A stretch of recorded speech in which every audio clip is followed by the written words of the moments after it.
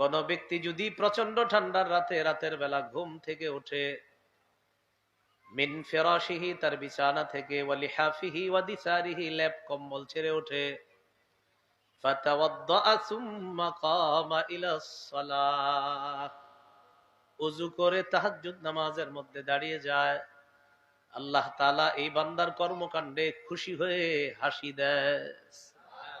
আল্লাহ হাসে। দেখো করে কেউ ফেরেশতাদেরকে বলে, মা হামালা আবদি হাযা আলা মা সানা, আচ্ছা আমার বান্দা যে এটা করলো কেন করলো?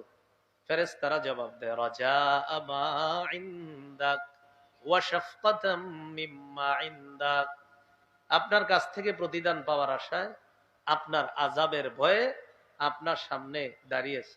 আল্লাহ তাআলা বলেন, আ'তাইতুহু মা রাজা, সে যেই আশা করলো আমি তাকে দিয়ে দিলাম।